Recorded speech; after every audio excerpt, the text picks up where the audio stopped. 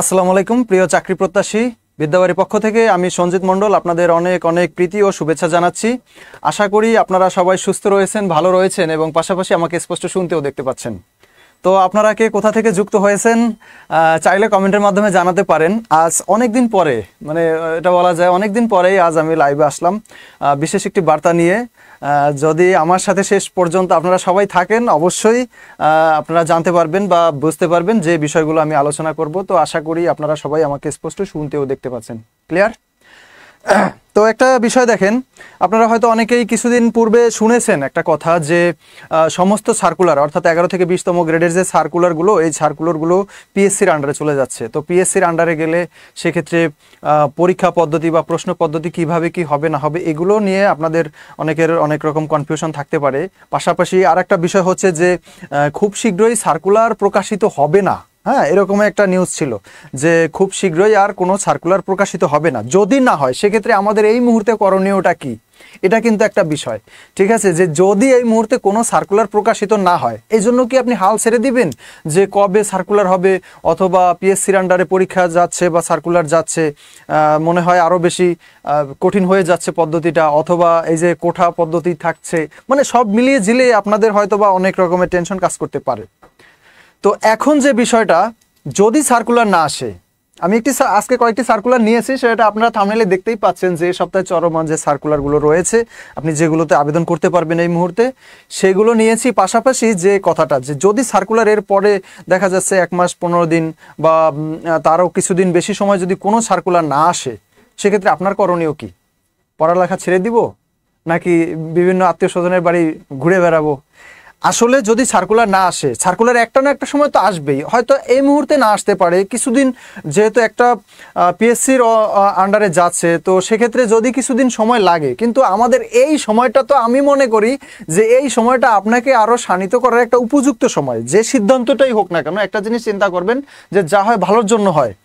তার মানে হচ্ছে যে আপনি আজকে একটা অ্যাপ্লিকেশন করলেন একদম ফ্রেশার হিসেবে, আজ যদি আপনি একটা অ্যাপ্লিকেশন করেন এবং সেই অ্যাপ্লিকেশন করার যদি 1-1.5 মাস বা 15 দিন পরে যদি পরীক্ষার ডেট দিয়ে বসে, তাহলে ওই সার্কুলারে যে আবেদনটা করছেন আর আপনার প্রস্তুতি যদি অত বেশি ভালো না থাকে, তাহলে কিন্তু আপনি ওই পরীক্ষার জন্য জাস্ট আবেদনই করবেন বা পরীক্ষার হলে গিয়ে পরীক্ষাই দিবেন, এ পর্যন্তই। কিন্তু যদি আপনি বেশি সময় পান, আপনি যদি মনে করেন যে 6 মাসেও কোনো সার্কুলার না আসবে বা আসবে না, যদি এরকমটাও হয়, আপনার ইতোমধ্যে যত সার্কুলারে আবেদন করা আছে এছাড়া সামনে তো সার্কুলার আসবে, এগুলোতে করবেন, এই সময়টাকে আপনি পারফেক্টলি কাজে লাগাতে পারেন। সেক্ষেত্রে আপনি আপনার প্রস্তুতিটাকে আরও বেশি যখন জোরালো করবেন, দেন যখন পরীক্ষা শুরু হবে বা সার্কুলার আসবে, আপনি মানে আপনার অস্ত্রটাকে আপনি সেইভাবে ধারালো করে নিয়ে আপনি পরীক্ষার হলে অবশ্যই যাবেন। আজকে যে সার্কুলার নিয়ে কথা বলবো, এখানের পরীক্ষা পদ্ধতিও কিভাবে হবে, রিটেন হবে নাকি এমসিকিউ হবে, নাকি এই পরীক্ষাটাও পিএসসির অধিভুক্ত হবে, এই সব বিষয় নিয়ে আলোচনা থাকবে। তো আরেকটা বিষয় হলো যে আপনারা যারা মানে প্রস্তুতি নিচ্ছেন, যে বারবার পরীক্ষা দিয়ে ব্যর্থ হচ্ছেন, অথবা ভাইবা দিচ্ছি, মানে ভাইবাটাও দিতে পারতেছি বাট চাকরিটা হচ্ছে না, এরকমটা কিন্তু অনেকের হয়ে থাকে যে ভাইবাটা দিচ্ছি চাকরিটা হচ্ছে না। এটা কেন বলেন তো? এটা কি আপনি সবসময়ের জন্য কোঠার দোষ দিবেন, অথবা এই দোষটা কি আপনি যে দুর্নীতি হয় এরকম কিছু চিন্তা করবেন? এটা আমি মনে করি যে ভুল। কারণ যে সব চাকরি যে ফেয়ারে হয় না, এটা ভুল ধারণা। কারণ ফেয়ারেও অনেক চাকরি হয়, অনেক অনেক বলতে কি ফেয়ারে অনেক চাকরি হয়।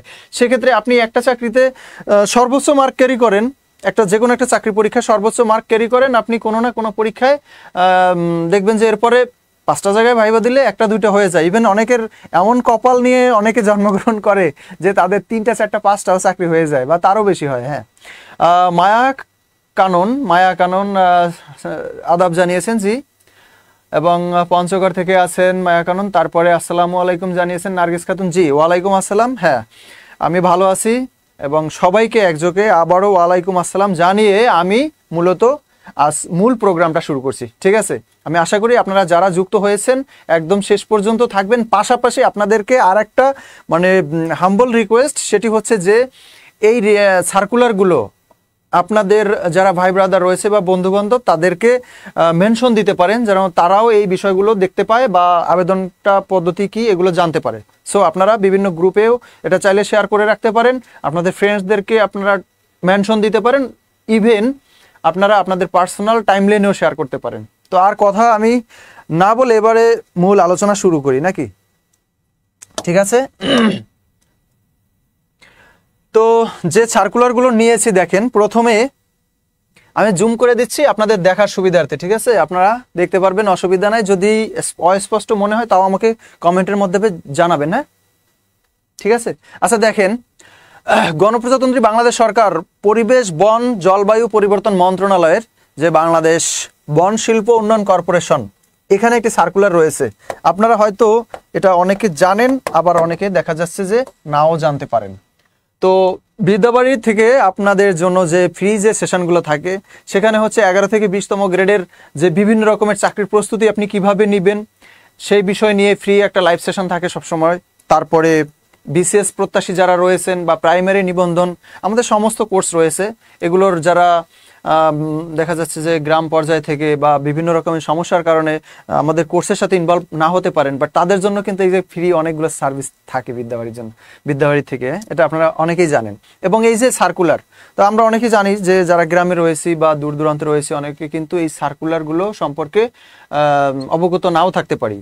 যে আপনার ফোনে সার্কুলার অ্যাপস নেই, অথবা পত্রিকা আপনি ওইভাবে নিয়মিত পাচ্ছেন না, বা আপনি নেট ইউজার ওইভাবে হতে পারছেন না, এইসব বিভিন্ন ইয়া থাকে। তো যা হোক, এখন আমি সেই সার্কুলারটা নিয়ে কথা বলবো।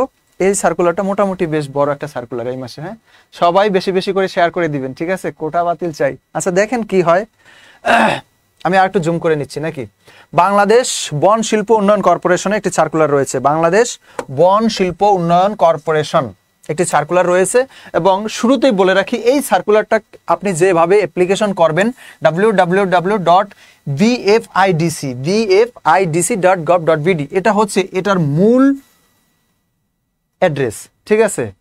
কিন্তু আপনি এই অ্যাড্রেসে ঢুকে কখনো আবেদন করতে পারবেন না। কিভাবে করতে পারবেন আমি সেটা একদম সুন্দরভাবে বুঝিয়ে দিচ্ছি। যারা একদম নতুন, এখন পর্যন্ত অনলাইনে আবেদন করেন নাই, তারাও পানির মতো করে করতে পারবেন। কোনো রকম কোনো ঝই ঝামেলা পোহাতে হবে না, ঠিক আছে? এই অনলাইনে আবেদন করা এটা তো আসলে অনেক ভালো, ঠিক আছে? ঝামেলা পোহাতে হয় না। আর অনেক অনেক ক্ষেত্রে যে এটা ডাকের মাধ্যমে অনেক সার্কুলার থাকে, ডাকে অ্যাপ্লিকেশন করতে হয়, ঠিক আছে? ধন্যবাদ জানিয়েছেন। দেখেন, প্রথমে যে পদটি রয়েছে, আর আমি যেটা বলতেছি যে কিভাবে আবেদন করবেন, এটা একটু সবাই নোট করে রাখতে পারেন, অথবা যদি শেয়ার করে রাখেন তাহলে আপনি পরবর্তী থেকে এখান থেকে দেখে নিতে পারবেন। আপনি গুগল ক্রোম ব্রাউজারে যাবেন, সেটা হতে পারে আপনার ফোন থেকে, হতে পারে ল্যাপটপ থেকে, হতে পারে ডেস্কটপ থেকে, ঠিক আছে? এই সার্কুলার কি কোটা প্রযোজ্য হবে বলছি, সাথেই থাকেন, হ্যাঁ? তো দেখেন, আপনি লিখবেন কি ছোট হাতের bfidc.teletalk.com.bd, ঠিক আছে? এই বিষয়টা আপনার জাস্ট মাথায় রাখতে হবে। bfidc.teletalk.com.bd, clear? আচ্ছা, এবারে কোন কোন পদে সার্কুলার আছে একটু আলোচনা করি, দেখি। আপনি এই ওয়েবসাইটে ঢুকে মূলত আবেদন করতে পারবেন। ওয়েবসাইটটা আপনাদের পুরো দেখার জন্য আমি আরও একবার জুম করে দেখাই দিচ্ছি। bfidc.teletalk.com.bd, এই ওয়েবসাইটে ঢুকে আপনি এখানে মূলত সার্কুলারটাও দেখতে পাবেন, পাশাপাশি হচ্ছে আবেদন ফর্ম বা অ্যাপ্লিকেশন ফর্মটাও দেখতে পারবেন। দেখেন, প্রথমে 1 নম্বরে যেটা রয়েছে সেটি হচ্ছে কি সহকারী হিসাব কর্মকর্তা। হিসাবের কথা আসলেই কমার্সের বিষয়টা মাথায় চলে আসবে, তাই না? সহকারী হিসাব কর্মকর্তা 11 গ্রেডের, এবং 11 গ্রেডের একটি চাকরি যে স্কেল সেটি হচ্ছে 12,500 থেকে আপনি 30,230 টাকা পর্যন্ত পাবেন। এটা কি সরকারি চাকরি? হ্যাঁ, অবশ্যই সরকারি চাকরি। এবং এইটার জন্য 19টা পদে এই যে সহকারী হিসাব কর্মকর্তা, এখানে 19টি পদে সার্কুলার রয়েছে। 19 জন লোক নিয়োগ করা হবে। এবং এখানে যে শিক্ষাগত যোগ্যতা লাগবে দেখেন, এমকম বুঝেন তো? এমকম হচ্ছে MBA এর সমমান, ঠিক আছে? আগে ছিল এমকম বিশ্ববিদ্যালয়, এই যে স্বীকৃত বিশ্ববিদ্যালয় হতে বাণিজ্য বিভাগে, আমি যেটা বলছি শুরুতেই, যেটা দেখলেই মনে হয় যেটা বাণিজ্য, হ্যাঁ, বাণিজ্য বিভাগ থেকে স্নাতকোত্তর মানে মাস্টার্স, এটা আপনাদের বলতে হবে না, আপনারা জানেন সবাই, অথবা 3 বছরের অভিজ্ঞতা সমেত বিকম, হ্যাঁ, বিকম হচ্ছে যেটা অনার্স, বিবিএ বলতে পারেন, হ্যাঁ, স্বীকৃত বিশ্ববিদ্যালয়ের বাণিজ্য বিভাগে স্নাতক। আচ্ছা, কোন কোন জেলা থেকে করতে পারবেন বা কোন কোন জেলা থেকে করতে পারবেন না, সেটা সবগুলো পদের জন্যই প্রযোজ্য। ওটা আমি শেষে বলে দিচ্ছি, আগে জাস্ট পদের নামগুলো বলে দিচ্ছি। সহকারী মাঠ তত্ত্বাবধায়কের ব্যাপার আসলে সেখানে একটু বিজ্ঞানের বিষয় চলে আসে। দেখেন, এখানে 37 জন লোক নিয়োগ করা হবে। এবং দ্বিতীয় বিভাগে দ্বিতীয় বিভাগে, হ্যাঁ দ্বিতীয় বিভাগে বিএসসি স্বীকৃত বিশ্ববিদ্যালয় হতে বিজ্ঞানে স্নাতক এবং বিএজি, হ্যাঁ বিএজি কি বিএজি, এজিটা অনেকের প্রশ্ন থাকতে পারে, সবাই দেখতে পাচ্ছেন তো নাকি? বিএজি, হ্যাঁ ব্যাচেলর অফ এগ্রিকালচার যেটাকে বলা হয়, হ্যাঁ স্বীকৃত বিশ্ববিদ্যালয় হতে বিএজি করতে হবে। তারপরে মানে এই হচ্ছে শিক্ষাগত যোগ্যতা। পরেরটা দেখেন, উচ্চ বিভাগীয় সহকারী প্রশাসন, উচ্চ বিভাগীয় সহকারী প্রশাসন 3 নম্বরে, এখানে 14টি পদে সার্কুলার রয়েছে এবং গ্রেড হচ্ছে 14। যে কোনো বিশ্ববিদ্যালয় হতে স্নাতক ডিগ্রিধারী অভিজ্ঞতা থাকিলে অগ্রাধিকার দেওয়া হবে। সেক্ষেত্রে যে অভিজ্ঞতাটা একদম মাস্ট বি দরকারই এমন না, মানে অভিজ্ঞতা থাকলে অগ্রাধিকার দেওয়া হবে, আর যদি না থাকে তাহলে তো নাই। ক্লিয়ার দেখা যাচ্ছে তো? স্যার আমি 10তম ব্যাচে ভর্তি হয়েছিলাম, এখন তো ক্লাস করতে পারিনি। 10তম ব্যাচে, আচ্ছা কোন ব্যাচে? 10তম ব্যাচ বলতে আপনি কোন কোর্সে যদি একটু কাইন্ডলি বলতেন তাহলে আমাদের এটা ফাইন্ড আউট করতে সুবিধা হতো। হ্যাঁ, আর এখন ক্লাস করতে কেন পারছেন না এইটাও অবশ্যই জানাবেন। হ্যাঁ, কেন পারছেন না, ক্লাস করতে কেন পারছেন না এটাও অবশ্যই জানাবেন। এইখানে যেটা বলতেছিলাম যে আপনাদের যে অভিজ্ঞতা দরকারই এমন না, অভিজ্ঞতা থাকিলে বলছে, অভিজ্ঞতা থাকিলে অগ্রাধিকার দেওয়া হবে। তার মানে অভিজ্ঞতা না থাকলেও আপনি আবেদন করতে পারবেন। পরেরটা দেখেন 4 নম্বরে বলছে কি, উচ্চ বিভাগীয় সহকারী হিসাব, এখানে 14 গ্রেডের চাকরি এবং এখানে 15 জন নিয়োগ করা হবে। এই পদের জন্য 15 জন নিয়োগ করা হবে। বি কম, এই যে সেই আবার বি কম মানে বর্তমানে যেটা হচ্ছে বিবিএ, ঠিক আছে, বি কম স্বীকৃত বিশ্ববিদ্যালয় হচ্ছে বাণিজ্য স্নাতক অভিজ্ঞতা থাকিলে অগ্রাধিকার দেওয়া হবে। এখানেও সেই সেম কথাই বলছে। পরেরটা একটু দেখে আসি আমরা। নিম্ন বিভাগীয়, তাহলে এটা ছিল উচ্চ বিভাগীয় 4 নম্বরে, 5 নম্বরে হচ্ছে নিম্ন বিভাগীয় সহকারী কাম কম্পিউটার মুদ্রাক্ষরিক, সহকারী কাম কম্পিউটার মুদ্রাক্ষরিক। আর একটা বিষয় আমি সবসময়ের জন্য আপনাদেরকে বলি যে এই যে কাম কম্পিউটার অপারেটর বা কম্পিউটার টাইপিস্ট, এই পদে এমন কোনো একটা অধিদপ্তর, মন্ত্রণালয়, পরিদপ্তর নাই যে এই পদে সার্কুলার হয় না।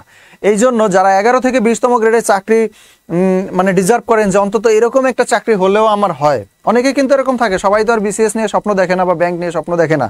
অনেকের থাকে যে আমি অ্যাটলিস্ট 11 থেকে 20তম গ্রেডের একটা জব যদি পাই সেক্ষেত্রে আমার হতো বা আমি খুশি।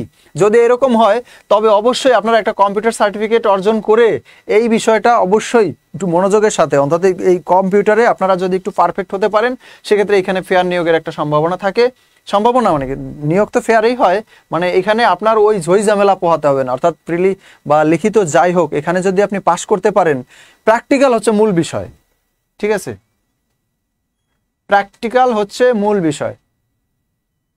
তারপরে এখানে কি হচ্ছে, ন্যূনতম এইচএসসি পাস, এইচএসসি অর্থাৎ এইচএসসি পাস হলে আপনি, আর এখানে যে মূল যে বিষয়ে ফোকাস করে সেটি হচ্ছে প্রতি মিনিটে ইংরেজি ও বাংলায় যথাক্রমে, তার মানে ইংরেজিতে হচ্ছে 30 এবং বাংলায় হচ্ছে শব্দের গতি 20, প্রতি মিনিটে ইংরেজিতে 30 এবং বাংলায় 20 অভিজ্ঞ ব্যক্তিদের অগ্রাধিকার দেওয়া হবে। যদি আপনি বাংলায় 30 বা ইংরেজিতে 30 বাংলায় 20-এর একটু কমও হয় সেক্ষেত্রে আপনি ভাইভা তো দিতে পারতেছেন বা প্র্যাকটিক্যাল তো দিতে পারতেছেন, বাট যারা এটা পারবে বা এর থেকে যারা বেশি তারা কিন্তু এগিয়ে থাকবেন। পরে আর একটা পোস্ট রয়েছে কি দেখেন, নিম্ন বিভাগীয় সহকারী কাম কম্পিউটার মুদ্রাক্ষরিক হিসাব, তাহলে এটা ছিল, এটাও নিম্ন বিভাগীয়। হ্যাঁ, এখানে 13 জন প্রতি মিনিটে ইংরেজি ও বাংলা যথাক্রমে 30 ও 20, এই একই অবস্থা এবং এখানেও বাণিজ্য থেকে আপনাকে নিয়োগ করা হবে। তো এই যে কিছু পদসংখ্যা, কত তারিখ থেকে আবেদন শুরু বা কবে শেষ হচ্ছে বিষয়গুলো বলছি, আমার সাথেই থাকবেন। হ্যাঁ, এইখানে যেসব জেলার প্রার্থীগণ আবেদন করতে পারবেন বা দরখাস্ত করতে পারবেন, ঠিক আছে, আপনারা এই জিনিসটা একটু খেয়াল করবেন। অনেক সময় পারবেন থাকে বা পারবেন না কথাটাও কিন্তু বলা থাকে।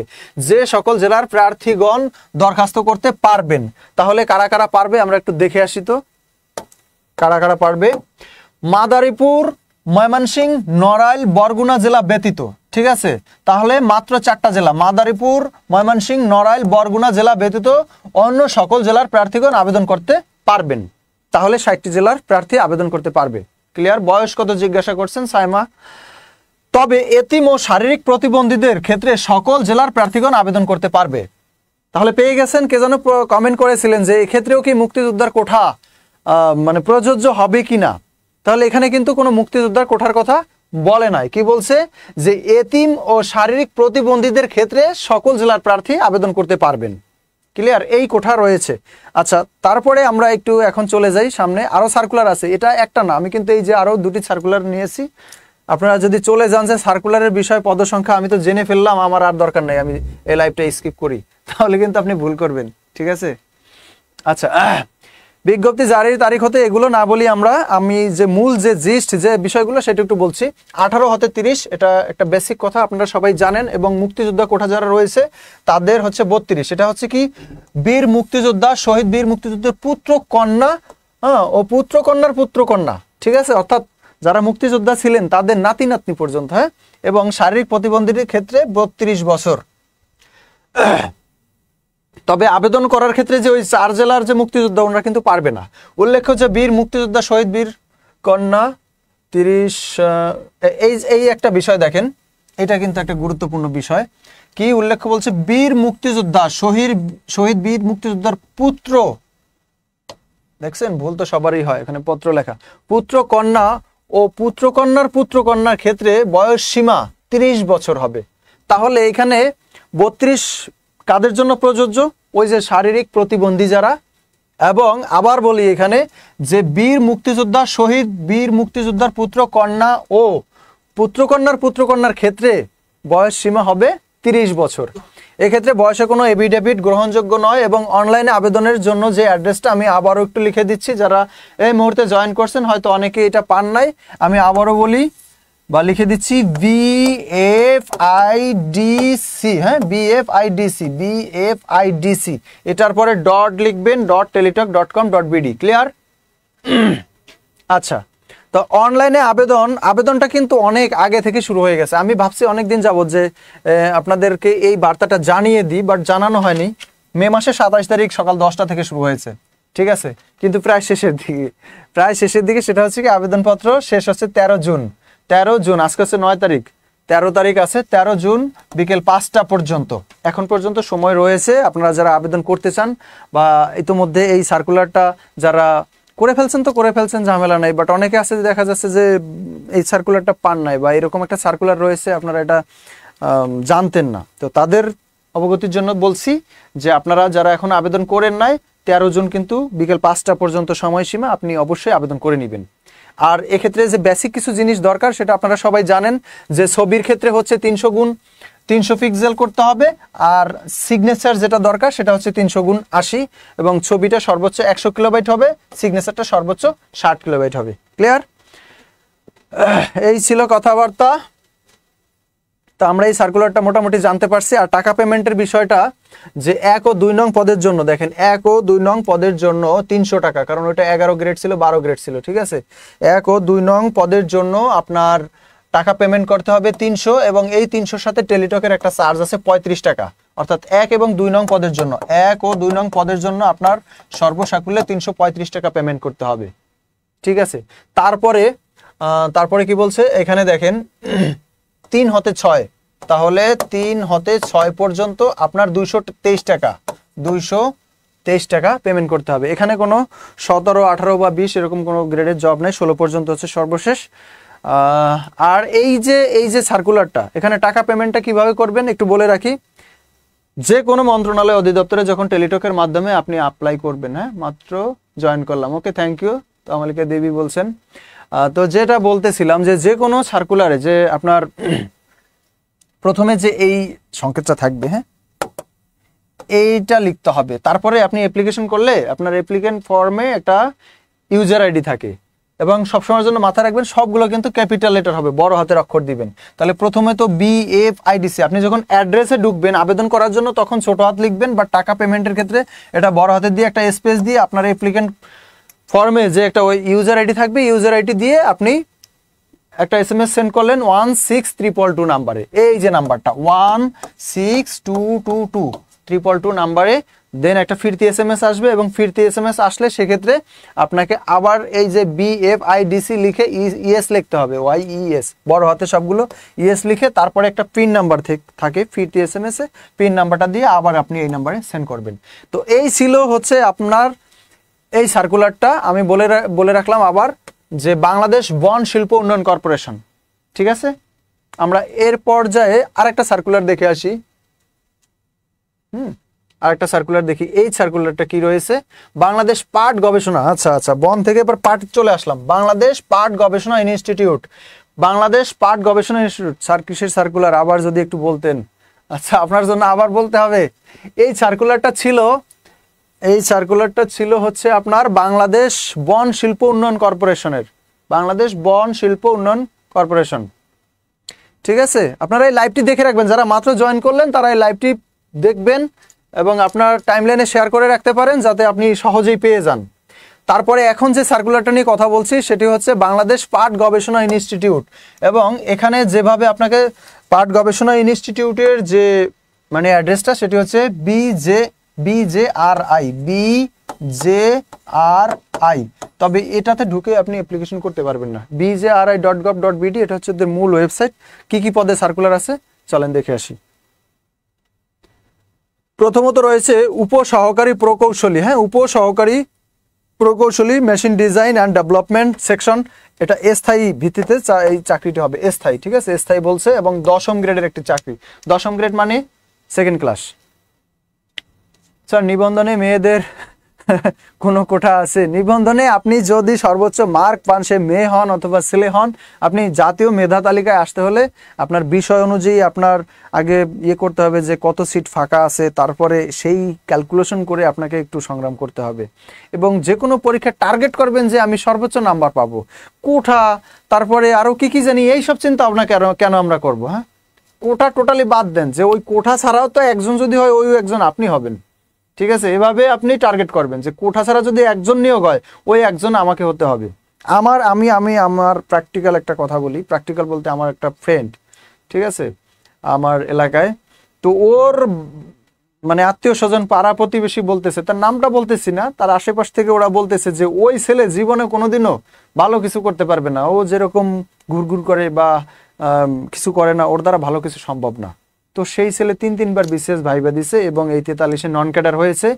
আর এই যে কিছুদিন আগে ব্যাংকের একটা ভাইবা ছিল, সেই ভাইবাটাও দিতে আসছে, এবং এখন সে প্রাইমারিতে একটি জব করে। তারপরে কৃষি সম্প্রসারণ অধিদপ্তরে একটা জব হয়েছিল, সেটা সে করে নাই। তো এই হচ্ছে তার অবস্থা, এবং সে বলছে যে আমাকে দিয়ে কিচ্ছু হবে না। মানে কি, যদি বাংলাদেশে কোনো একটা সার্কুলারে একজন লোক নিয়োগ হয়, ওই একজন নিয়োগে আমি টিকবো, এবং সে টিকছে, আমি নিজে জানি। ঠিক আছে, এবং সে টিকছে, এটা ছিল তার একটা জেদ। ঠিক আছে, তো জেদ মানুষকে সফলতার মার্গে পৌঁছে দেয় কিন্তু, এবং সেটা ভালো কিছুকে টার্গেট করে হোক। হ্যাঁ, এই সার্কুলারের পরীক্ষা কোথায় হবে? এই সার্কুলারের পরীক্ষা হবে ঢাকাতে, এবং এর আগে যেটা ছিল, এটা একটা কথা বলে রাখি যে এর আগে যে সার্কুলারটা কথা বলছি যে বাংলাদেশ বন শিল্প উন্নয়ন কর্পোরেশন, এই পদের যতগুলো পদ ছিল কিন্তু এমসিকিউ পরীক্ষা হবে না, সবগুলো কিন্তু রিটেন পরীক্ষা হবে, আপনাদের বলে রাখলাম। হ্যাঁ, তো 10ম গ্রেড মানে হচ্ছে এখানে একটা 2য় শ্রেণীর চাকরি, এবং এখানে মাত্র একজন লোক নিয়োগ করা হবে, যে কোনো স্বীকৃত বোর্ড হতে মাধ্যমিক স্কুল সার্টিফিকেট বা সমমান পরীক্ষা উত্তীর্ণ সহ সংশ্লিষ্ট বিষয়ে ডিপ্লোমা দরকার। ঠিক আছে, বা ডিপ্লোমা, এখানে বা বলছে। আর সকল জেলার প্রার্থী আবেদন করতে পারবেন। পরেরটা হচ্ছে বৈজ্ঞানিক সহকারী স্থায়ী, এটাও স্থায়ী চাকরি। বৈজ্ঞানিক সহকারী 4 জন লোক নিয়োগ করা হবে, 13 গ্রেডের জব। আমি একটু দ্রুত বলতেছি। আরাধ্যাহিয়া নমস্কার জানিয়েছেন, ঢাকা থেকে দেখছে, ওকে, থ্যাংক ইউ। কেমন আছেন আপনি? আচ্ছা, পরে দেখেন কমপক্ষে 2য় বিভাগে বিএসসি পাস এবং প্রকৌশলী ডিপ্লোমা, এগুলো সব ডিপ্লোমা রিলেটেড। যারা জেনারেল থেকে পড়াশোনা করছেন তারা কিন্তু এই পদগুলোতে আবেদন করতে পারবেন না। পরে আরেকটা দেখে আসি, জুনিয়র মাঠ সহকারী স্থায়ী, জুনিয়র মাঠ সহকারী স্থায়ী। আচ্ছা, এখানে 12 জন লোক নিয়োগ করা হবে, এবং কৃষি ডিপ্লোমা এইচএসসি সনদ এবং ডিপ্লোমাধারীকে অগ্রাধিকার দেওয়া হবে। এখানে কিছু কথা আছে, এখান থেকে অর্থাৎ 3 নাম্বার থেকে আপনার হচ্ছে কত 3 থেকে 12 পর্যন্ত কিছু কিছু জেলার প্রার্থী আবেদন করতে পারবেন না। এবং কারা পারবেন চলেন একটু দেখে আসি। যে সকল জেলার প্রার্থীগণ আবেদন করতে পারবেন, তাহলে কারা পারবেন? ঢাকা, গাজীপুর, মানিকগঞ্জ। আপনাদের দেখতে একটু অসুবিধা হলে আমি জুম করে দিচ্ছি এবং বলেও যাচ্ছি পাশাপাশি। ঢাকা, গাজীপুর, মানিকগঞ্জ, নারায়ণগঞ্জ, কিশোরগঞ্জ, টাঙ্গাইল, ময়মনসিংহ, জামালপুর, চট্টগ্রাম, বান্দরবান, কক্সবাজার, ব্রাহ্মণবাড়িয়া, কুমিল্লা, খাগড়াছড়ি, ফেনী, নোয়াখালী, রাঙ্গামাটি, রাজশাহী, জয়পুরহাট, পাবনা, নাটোর, নওগাঁ, চাঁপাইনবাবগঞ্জ, বগুড়া, দিনাজপুর, কুড়িগ্রাম, ঠাকুরগাঁও, খুলনা, যশোর, ঝিনাইদহ, বাগেরহাট, চুয়াডাঙ্গা, মেহেরপুর, বরিশাল, ভোলা, পিরোজপুর, পটুয়াখালী, সিলেট, মৌলভীবাজার, সুনামগঞ্জ এবং হবিগঞ্জ। তাহলে তো সবাই পারলো বলতে গেলে, তাই না? পরীক্ষা পদ্ধতি রিটেন হবে। রিটেন পরীক্ষা হবে। তবে এতিম ও শারীরিক প্রতিবন্ধীদের ক্ষেত্রে সকল জেলার প্রার্থী আবেদন করতে পারবেন। ঠিক আছে, আচ্ছা আচ্ছা। তো এইখানে কিন্তু 3 থেকে আপনার 12 নং পদ পর্যন্ত এই জেলার প্রার্থীগণ আবেদন করতে পারবে। ঠিক আছে, আমি একবারে পড়ে নিচ্ছি, আর পড়বো না। পরেরটা দেখেন, উচ্চমান সহকারী স্থায়ী পদে নিয়োগ করা হবে। উচ্চমান সহকারী 3 জন গ্রাজুয়েট দরকার। গ্রাজুয়েট হচ্ছে কি বলেন তো? এখানে গ্রাজুয়েট আপনার স্পেসিফিক কিছু বলে নাই যে আপনার বিবিএ করতে হবে অথবা আপনার বিএসএস করতে হবে বা বিএসসি করতে হবে, এরকম কিছু না। অর্থাৎ অনার্স কমপ্লিট হলেই হবে, আপনি এখানে করতে পারবেন। উচ্চমান সহকারী স্থায়ী গ্রাজুয়েট, আর পোস্ট গ্রাজুয়েট তো এমবিএ। ঠিক আছে, অর্থাৎ অনার্স কমপ্লিট হলে আপনি এই পদে আবেদন করতে পারবেন। উচ্চমান সহকারী কাম কেশিয়ার, উচ্চমান সহকারী কাম কেশিয়ার, এখানে একজন নিয়োগ করা হবে স্থায়ী ভিত্তিতে এবং এটাও গ্রাজুয়েট। তারপরে দেখেন স্টোর কিপার স্থায়ী একজন স্নাতক বা সমমানের ডিগ্রি। তারপরে আরেকটা কি বলা হয়েছে, 60 মুদ্রাক্ষরিক কাম কম্পিউটার অপারেটর, সবগুলো স্থায়ী 3 জন নিয়োগ করা হবে। এখানে একটা বিষয় আপনাকে অবশ্যই দেখতে হবে, যেহেতু 60 লিপিকার, এখানে যারা কম্পিউটার টাইপিস্ট আছেন বা কম্পিউটার সার্টিফিকেট রয়েছেন তারা কিন্তু যে করতে পারবেন এমন না, 60 লিপি জানতে হবে। হ্যাঁ, 60 লিপিতে ইংরেজি ও বাংলা যথাক্রমে, অর্থাৎ ইংরেজিতে 60 এবং বাংলায় 40 জানতে হবে। পাশাপাশি কম্পিউটারে আপনার ইংরেজিতে 30 এবং বাংলায় 25 শব্দের গতি থাকতে হবে। ঠিক আছে, তারপরে হচ্ছে গুদাম রক্ষক, ভান্ডার রক্ষক, তাই না? গুদাম রক্ষক স্থায়ী ভিত্তিতে নিয়োগ করা হবে একজন গ্রাজুয়েট। পরেরটা হচ্ছে junior field assistant. Junior field assistant 16 গ্রেডের একটি জব, এখানেও একজন নিয়োগ করা হবে এবং কৃষি ডিপ্লোমা দরকার। তারপরে জুনিয়র ফিল্ড অ্যাসিস্ট্যান্ট অস্থায়ী ভিত্তিতে 2 জন নিয়োগ করা হবে।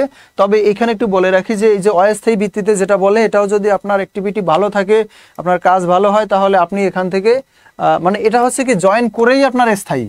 ঠিক আছে, যেটা জুনিয়র ফিল্ড অ্যাসিস্ট্যান্ট স্থায়ী, আর অস্থায়ী হচ্ছে কি আপনি হ্যাঙ্গিং অবস্থায় কিছুদিন থাকবেন বা জব করবেন, দেন আপনার যদি অ্যাক্টিভিটি ভালো হয়, অথরিটি যদি আপনাকে আপনার কাজে খুশি হয়, তখন একটা নির্দিষ্ট সময় পরে আপনাকে স্থায়ী করে নিবে। কৃষি ডিপ্লোমা এখানেও। তারপরে কি অফিস সহকারী কাম কম্পিউটার মুদ্রাক্ষরিক স্থায়ী ভিত্তিতে 9 জন নিয়োগ করা হবে এবং এখানে এইচএসসি, অর্থাৎ এটি 16 গ্রেড, এইচএসসি পাস হলেই আপনি এখানে করতে পারবেন। এইচএসসি প্রতি মিনিটে বাংলায় 20, ইংরেজিতে 30। তারপরে আরেকটি কি রয়েছে, অফিস সহকারী কাম কম্পিউটার মুদ্রাক্ষরিক অস্থায়ী একজন, এটা ওই একই বিষয়। আর অফিস সহায়ক, অফিস সহায়ক ঢাকা শহরে বিভিন্ন সেন্টারে দেখা যায় যে বিভিন্ন অধিদপ্তরে যে পরীক্ষা হয়, অফিস সহায়ক পদে যেদিন পরীক্ষা হয়, যেমন এই যে আমাদের অফিসের পাশেই আছে কি বলে যে ইডেন কলেজ, কোনো একটা পদে অফিস সহায়কের পরীক্ষা হলে মানে দেখা যায় ওইখান থেকে গাড়ি চলতে পারে না, এই পরিমাণে মানে ক্যান্ডিডেট থাকে। তো অফিস সহায়কটা হচ্ছে কি দেখেন, বেসিক্যালি অন্যান্য পদের থেকে অফিস সহায়ক একটু লোক বেশি নিয়ে থাকে, পদসংখ্যাটা বেশি থাকে এক। দ্বিতীয়ত আরেকটা বিষয় হচ্ছে যে টাকাও কম লাগে, তারপরে প্রশ্নও সহজ হয়, এরকম অনেক কিছু ক্যালকুলেশন করে এই জায়গাটা হুমড়ি দিয়ে পড়ে আসলে সবাই। এবং প্যানেল থেকে যে বর্তমানে এখন একটা সার্কুলার মানে প্যানেল থেকে নিয়োগ করা হয়, ভাবে যে একবারে না হলে পরের বার হবে, তারপরের বার হবে, এরকম কিছু চিন্তা ভাবনা করে, বা এই জায়গাটা মূলত যারা একটু অপেক্ষাকৃত দুর্বল স্টুডেন্ট তারা এই জায়গাটা আবেদন করে থাকে। তবে সব থেকে মানে ইন্টারেস্টিং বিষয় হচ্ছে কি যে এইখানে কিন্তু যারা বিসিএস ক্যান্ডিডেট থাকে তারাও আবেদন করে এবং এই পদে টিকা অনেক বেশি দুষ্কর হয়ে যায়।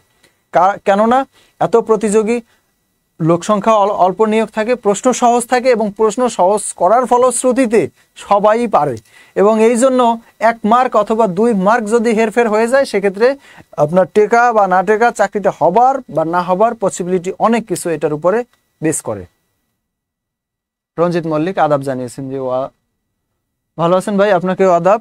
এরপরে হচ্ছে কি এই তো এইখানে আরেকটা বিষয় আছে যে অফিস সহায়ক যেটা স্থায়ী 11 জন লোক নিবে। এখানে আপনারা যারা যারা আবেদন করতে পারবেন, গাজীপুর, মুন্সিগঞ্জ, নারায়ণগঞ্জ, রাজবাড়ী। আচ্ছা, এই সার্কুলারটা পিন কমেন্টে দেওয়া থাকবে, আপনারা এখান থেকে ডাউনলোড করে নিতে পারবেন। ঠিক আছে, তো আমরা একটু সময়টা দেখে আসি, সময় নষ্ট না করি। বয়স সীমা হচ্ছে কি 8 জুলাই। 8 জুলাই পর্যন্ত আপনি 8 জুলাই 2024 তারিখ অনুযায়ী আবেদনকারীকে 18 থেকে 30-এর মধ্যে হতে হবে। 8 জুলাই অর্থাৎ এখন হচ্ছে জুন মাস, জুলাই মাসের 8 তারিখ পর্যন্ত সময় রয়েছে। তারপরে এই তো, আর আবেদনের জন্য আপনি যে ওয়েবসাইটে ঢুকবেন সেই অ্যাড্রেসটা একটু বলছি, একটু বড় করে লিখি, BCS BJRI, হ্যাঁ, BJRI.teletalk.com.bd, ঠিক আছে। এটাতে ঢুকে আপনি আবেদন কার্যক্রম সম্পন্ন করবেন এবং আবেদন শুরু হচ্ছে 9/6/2024, দেখছেন, অর্থাৎ আজ থেকে। এটা একদম গরম সার্কুলার, মানে আজ থেকে, আজ সকাল 10টা থেকে চলে আসছে। 10টা থেকে আপনি আগামী মাসের অর্থাৎ জুলাই মাসের 8/7/2024 এই তারিখ পর্যন্ত আপনি আবেদন করতে পারবেন, ঠিক আছে।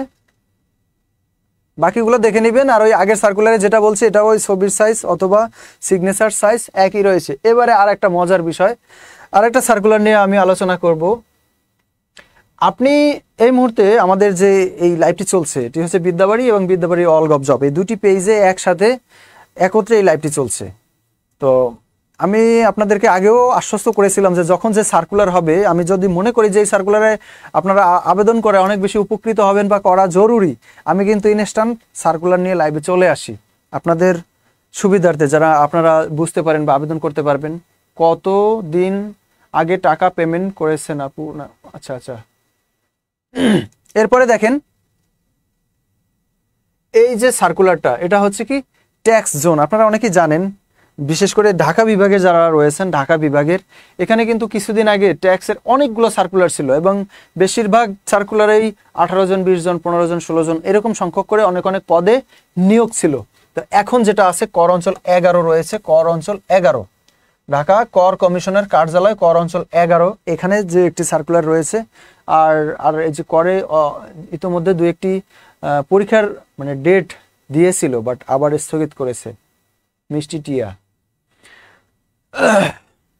তারপরে এখানে দেখেন কর অঞ্চল কত দেখলাম আমরা, কর অঞ্চল 11। এইখানে উচ্চমান সহকারী 14তম গ্রেডের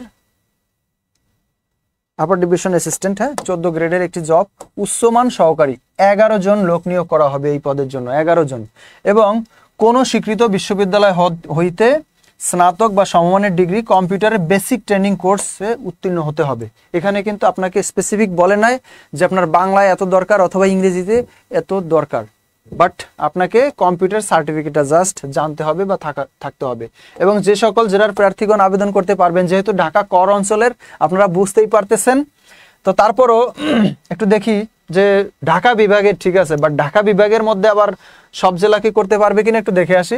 নরসিংদী, ফরিদপুর ও গোপালগঞ্জ জেলা ব্যতীত ঢাকা বিভাগের সকল জেলা প্রার্থী আবেদন করতে পারবেন। অর্থাৎ যারা নরসিংদী, ফরিদপুর, গোপালগঞ্জ। এখন দেখেন, আপনি যদি একটা জিনিস চিন্তা করেন, এই সার্কুলারের মাধ্যমে আপনি একটা দুটো প্রশ্ন জানতে পারেন, প্রশ্নের উত্তর জানতে পারেন।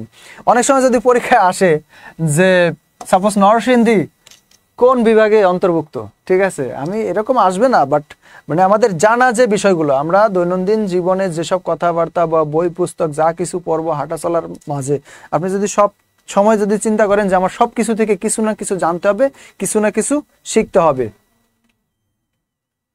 এটা ক্যামেরাটা চলে গেল কেন? আচ্ছা, তো দেখেন যে নরসিংদী, ফরিদপুর ও গোপালগঞ্জ জেলা ব্যতীত সকল জেলার প্রার্থীগণ আবেদন করতে পারবেন। তাহলে আমরা এই 3টা জেলা তো অন্তত জানতে পারলাম যে এই 3টা জেলা ঢাকা বিভাগের মধ্যে অন্তর্ভুক্ত। আর এছাড়া কি বলছে, তবে এতিম ও শারীরিক প্রতিবন্ধী প্রার্থীদের তারা ঢাকা বিভাগের মানে ওই বাকি সব জেলায় আবেদন করতে পারবে। কম্পিউটার ট্রেনিং কি বাধ্যতামূলক? হ্যাঁ, কম্পিউটার দরকার, অবশ্যই দরকার। কম্পিউটার আপনার মানে কম্পিউটার ট্রেনিং এর কোর্সের সার্টিফিকেটটা হলেই হবে, বাট আপনাকে যে নির্দিষ্ট বাংলায় এত অথবা ইংলিশে 30, বাংলায় 20 এরকম কিছু দরকার নেই। তো এই সার্কুলারটা আবেদন কবে থেকে শুরু এবং কবে শেষ চলেন একটু দেখে আসি।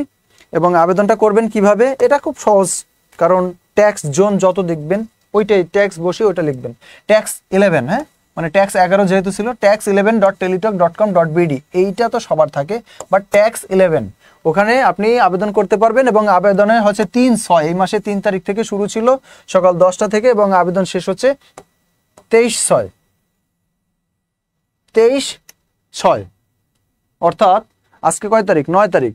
এ মাসের 23 তারিখ পর্যন্ত আপনি আবেদন করতে পারবেন। আর বাকি ছবি অথবা সিগনেচার এই একই প্যাটার্নে আপনি দিতে পারবেন। তো এই ছিল আজকে মূলত সার্কুলারের বিষয়গুলো। এবং আমি আবারও বলি যে যখন যে সার্কুলার হবে, সামনে যদি কোনো সার্কুলার হয়, বড় কোনো সার্কুলার হোক, মাঝারি হোক বা যেরকম হোক, যত সার্কুলার হোক, আমি একসাথে এরকম 4-5টি 6টি সার্কুলার গুছিয়ে আপনাদেরকে অবগত করার জন্য লাইভে চলে আসব। এবং আপনারা বিদ্যাবাড়ির সাথেই থাকবেন সবাই। এবং আর সর্বশেষ যে মেসেজটি সেটি হচ্ছে, যদি কেউ চিন্তা করেন যে এই সার্কুলারে আবেদন করলাম, পরীক্ষা দিলাম, চাকরি হচ্ছে না, ভাইবাও দেই বাট আমি নট সিলেক্টেড থাকি, যদি এরকমটা হয়ে থাকে তাহলে আপনি কি করবেন? কেন চাকরি হয় না সেটার একটা কারণ হচ্ছে যে হতে পারে আপনার রিটেনে মার্কটা কম থাকে। কি থাকতে পারে? রিটেনে মার্ক কম থাকতে পারে। আচ্ছা, রিটেনে মার্ক কম থাকলে আপনার কি করণীয়? আপনি কি করবেন? অবশ্যই আপনাকে রিটেনে ভালো মার্ক ক্যারি করতে হবে। দেখা যাচ্ছে যে যদি রিটেন পরীক্ষা হয় সেক্ষেত্রে অনেক সময় ট্রান্সলেট আসে অথবা ইডিয়মস অ্যান্ড ফ্রেজ আসে, এখান থেকে বাক্য গঠন করতে হয়। এগুলা অনেকের কাছে একটু কঠিন মনে হতে পারে। অথবা 4টা ম্যাথ চলে আসছে, 4টা ম্যাথের মধ্যে আপনি মনে করেন 4×5 20 মার্ক, ঠিক আছে, 20, 4×5 20। এখন এর মধ্যে যদি আপনি একটা না পারেন, এই 4টার মধ্যে আপনি 3টা পারলে আপনার 3×5 15 চলে আসবে, তাই না? 3×5 15, অর্থাৎ আপনি 5 মার্ক কিন্তু মাইনাস এখানে, মানে আপনি অন্যদের থেকে পিছিয়ে থাকলেন। তাহলে আপনার এই চাকরিটা পেতে হলে আপনার অবশ্যই ম্যাথ 4টায় 4টা করতে হবে এবং ওই ট্রান্সলেট দরকার। আর বাংলা যেগুলো আছে এগুলো অনেকেই পারে, অনেকে বাংলা বা সাধারণ জ্ঞান, এই দুইটা বিষয় অনেকের কাছে সহজ থাকে। তারপরে আবার একটা বিষয় হচ্ছে যে যখন শুদ্ধ বানান চলে আসে, শুদ্ধ বানানের মধ্যে এমন এমন সময় মনে হয় যে এটাও শুদ্ধ এটাও শুদ্ধ। আর রিটেন পরীক্ষা মানে আপনার যদি নিচে একটু হসন্ত থাকে, এরকম থাকে, মনে করেন সমযোগবাদ সংবাদ, তাই না?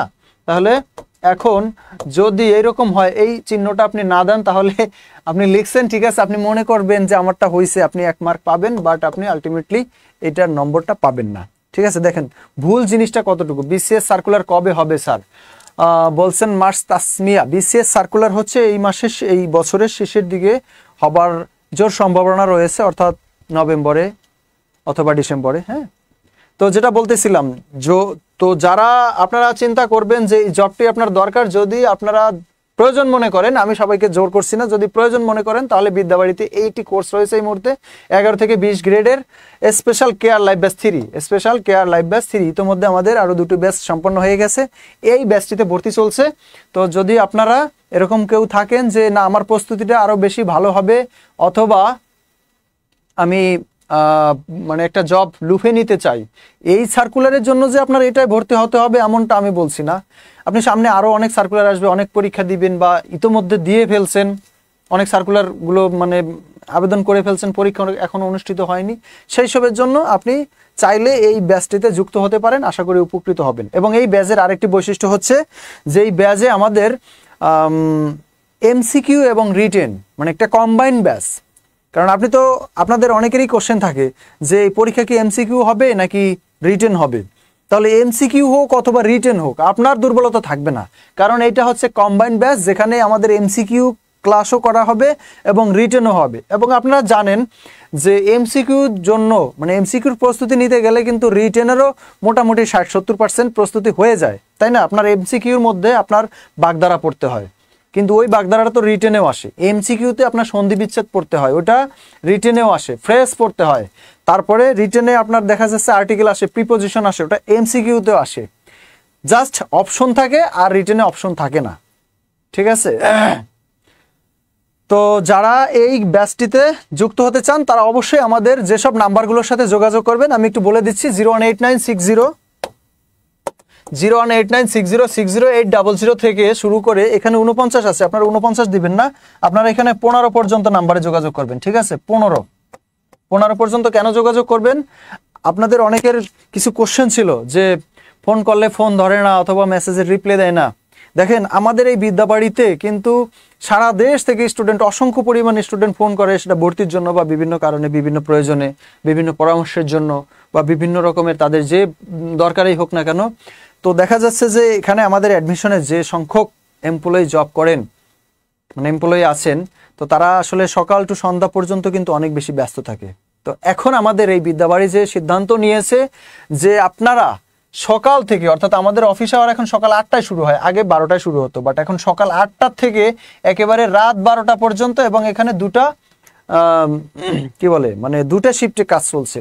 এই জন্য আপনার সকাল 8টা থেকে আপনি শুরু করে আপনি এই 12টা পর্যন্ত সব সময় আপনি যোগাযোগ করতে পারবেন। এবং এই 15টা হচ্ছে যে এখানে আমাদের যারা জব করে তারা সকাল 8টা থেকে যারা সকাল শিফটে থাকবে ওই নাম্বারটা অফিসেই থাকবে, এবং বিকেল শিফটে যে আসবে ওই নাম্বারটা বিকেলে আবার উনি ইউজ করতে থাকবে। এই জন্য আপনার যোগাযোগের সুবিধা হবে। এখানে 15টা নাম্বার মানে 30 জন কে এখানে দেয়া হচ্ছে আর কি, ঠিক আছে। এগুলো তো আমাদের একটা কথা, আমরা এটা না বললেও হয়, বাট আপনাদের বোঝার সুবিধার্থে বললাম। 49-এ দেওয়ার দরকার নাই, আপনি এই 800 থেকে 815 পর্যন্ত নাম্বারে যোগাযোগ করবেন, 800 থেকে 815 পর্যন্ত। এবং আমাদের এই ব্যাচটির কথা আবারও বলে রাখছি একটু, 11 থেকে 20 grade special care life batch 3, special care life batch 3 এই ব্যাচে ভর্তি চলছে, ঠিক আছে। ভর্তির জন্য আপনি যোগাযোগ করবেন 15 পর্যন্ত।